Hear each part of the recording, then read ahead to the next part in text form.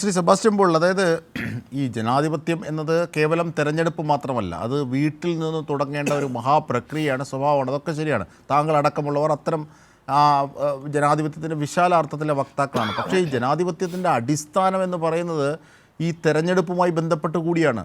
തങ്ങളുടെ ഭരണാധികാരിയെ ഞങ്ങൾ തിരഞ്ഞെടുക്കണം. ആകെ ഇന്ന് ഇന്ത്യക്കാർക്ക് ഉറപ്പായി ശേഷിക്കുന്ന ഒരവകാശം എന്നത് വോട്ടവകാശമാണ്. അതുപോലും തട്ടിക്കളയാണ്. ആധാർ കാർഡ് കൊണ്ടുപിടിച്ച് നടപ്പാക്കിയ ആധാർ കാർഡ് പോലും തെരഞ്ഞെടുപ്പ് രേഖയാകണമെന്ന് പറയാൻ സുപ്രീം കോടതി വേണ്ടി വന്നു.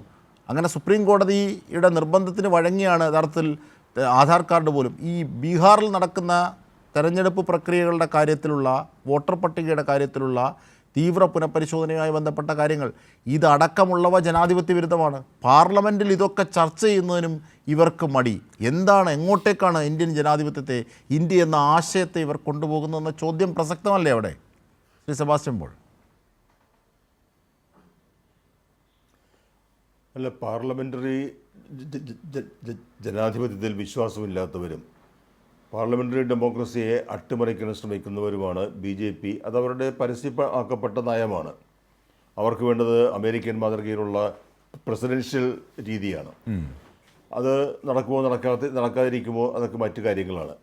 പക്ഷേ ഇപ്പോൾ പാർലമെൻറ്റ് സമ്മേളിക്കുമ്പോൾ ഒരു മന്ത്രിയുടെ രാജി ഉണ്ടായാൽ പോലും ആ രാജി എന്തുകൊണ്ട് എന്ന് പാർലമെൻറ്റിൽ വിശദീകരിക്കും. ഇവിടെ പാർലമെൻറ്റ് സമ്മേളിച്ച് ഒരു ദിവസം കഴിഞ്ഞപ്പോൾ ആ സഭയുടെ അധ്യക്ഷനായ ഉപരാഷ്ട്രപതി രാജിവെച്ചിരിക്കുകയാണ്. അക്കാര്യം ആ സഭ അറിയണ്ടേ? രാജ്യസഭയെ ആ കാര്യം അറിയിക്കേണ്ടതല്ലേ? മാത്രമല്ല, ഉപരാഷ്ട്രപതി എന്ന് പറയുമ്പോൾ രാജ്യസഭ മാത്രമല്ല, രാജ്യസഭയും ലോക്സഭയും ചേർന്ന പാർലമെൻറ്റിൽ ആ കാര്യം ഈ പാർലമെൻറ്റ് സമ്മേളിച്ചുകൊണ്ടിരിക്കുന്ന അവസരത്തിൽ അത് പറയണം. അതിൽ കൂടുതൽ കാര്യങ്ങൾ അന്വേഷിക്കുന്നതിനോ ചോദ്യങ്ങൾ ചോദിക്കുന്നതിനോ പ്രതിപക്ഷത്തെ അനുവദിക്കണം. ചുരുക്കി പറഞ്ഞാൽ അതവിടെ ഒരു ചർച്ചയ്ക്ക് വിഷയമാകണം. അത് ചെയ്യാതെ എന്താണ് കാരണം എന്ന് പറഞ്ഞാൽ അത് ഞങ്ങൾ അറിയിക്കില്ല, ഞങ്ങൾ പരസ്യമാക്കില്ല, പാർലമെൻറ്റിനെ അറിയിക്കില്ല, ജനങ്ങളെയും അറിയിക്കില്ല എന്ന് പറഞ്ഞാൽ നമ്മളിപ്പോൾ ഈ ചർച്ച ചെയ്ത് വന്ന കാര്യങ്ങളുള്ളൂ. ജനാധിപത്യത്തിൻ്റെ അടിസ്ഥാന തത്വങ്ങളിലുള്ള അവിശ്വാസവും അത് അടിത്തറ തന്നെ നശിപ്പിക്കുന്നതിനുള്ള പരിശ്രമവും അതെല്ലാം ചേർന്ന കാര്യങ്ങൾ മുന്നോട്ട് പോയിക്കൊണ്ടിരിക്കുമ്പോൾ അവരുടെ ഏറ്റവും വലിയ ഒരു പിണിയാളെന്നോ കിങ്കരനെന്നോ ഒക്കെ വിശേഷിപ്പിക്കാവുന്ന ഉപരാഷ്ട്രപതിയാണ് ധൻഖർ. അദ്ദേഹം അവർക്ക് വേണ്ടിയാണ് പ്രവർത്തിക്കുന്നത്. അദ്ദേഹത്തിൻ്റെ നിലപാടുകൾ നമുക്കറിയാം. കേശവാനന്ദ ഭാരതി കേസിനെ മുൻനിർത്തി, ഭരണഘടനയുടെ ബേസിക് സ്ട്രക്ചറിനെ മുൻനിർത്തി, പാർലമെൻ്ററി ജനാധിപത്യത്തെ മുൻനിർത്തി, പാർലമെൻറ്റാണോ ജുഡീഷ്യറിയാണോ ആധിപത്യം ഉള്ളത് എന്ന ചോദ്യത്തിനുള്ള അവരുടെ നിലപാട്, ഇതെല്ലാം ചേർന്ന് വരുമ്പോൾ ഇന്ദിരാഗാന്ധി എപ്രകാരമാണോ അന്ന് ഏകാധിപത്യ പ്രവണത കാണിച്ചത് അതിൻ്റെ ഒരു പരമകാഷ്ഠയിൽ ഇപ്പോൾ BJP എത്തി നിൽക്കുകയാണ്.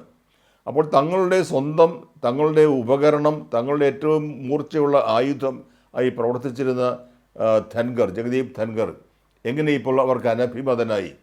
രോഗവും പനിയുമൊക്കെ, പനിയാണ് ക്ലാസ്സിൽ വന്നില്ല എന്നൊക്കെ പറയുന്നത് സ്കൂൾ കുട്ടികൾക്ക് അറിയാവുന്ന ഒരു ഒഴികഴിവാണ്. ഇവിടെ അങ്ങനെ പറഞ്ഞാൽ പോരല്ലോ. എന്താണ് പ്രശ്നം? ഒരു ഉപരാഷ്ട്രപതി രാജിവെച്ച് പോകത്തക്ക രീതിയിൽ എന്താണ് ഇന്ത്യയിലൊരു പ്രശ്നമുണ്ടായിരിക്കുന്നത്? അവിടെ ഒരു പ്രശ്നമുണ്ട് എന്ന കാര്യത്തിൽ സംശയമൊന്നുമില്ല. ആ പ്രശ്നം എന്ന് പറയുന്നത് എന്തിൻ്റെ മുന്നോടിയാണ്, എന്തിൻ്റെ സൂചനയാണ്? ഇപ്പോൾ അദ്ദേഹത്തെ ഇപ്പോൾ ഈ 3-ാം വർഷം രാജിവെപ്പിച്ച് അടുത്ത 2 വർഷം മറ്റൊരാളെ ഉപരാഷ്ട്രപതിയാക്കുന്നതിനുള്ള ശ്രമമൊന്നും ആയിരിക്കില്ലല്ലോ. അത് ചിലപ്പോൾ മന്ത്രിമാരെ, ഘടകകക്ഷികൾ മന്ത്രിസ്ഥാനം കൊടുക്കുന്നതിനൊക്കെ ചെയ്യാറുണ്ട്. ഇതങ്ങനെയൊന്നുമല്ല. ഇവിടെ ഇപ്പോൾ വളരെ കാതലായ മൗലികമായ എന്തോ ഒരു വിഷയം ധൻഖറിനെ അടിസ്ഥാനമാക്കി അല്ലെങ്കിൽ ധൻഖറിനെ കേന്ദ്രബിന്ദുവാക്കി സംഭവിച്ചിരിക്കുന്നു. അതെന്ത് എന്ന് നമ്മൾ അറിയാതിരിക്കില്ല. പക്ഷേ അത് പാർലമെൻ്ററി മര്യാദയനുസരിച്ച് പാർലമെൻറ്റിൽ ആ കാര്യം പറയുകയും അവിടെ ഒരു ചർച്ച, ഒരു വിശദീകരണത്തിനുള്ള അവസരം അത് നൽകുകയും വേണം.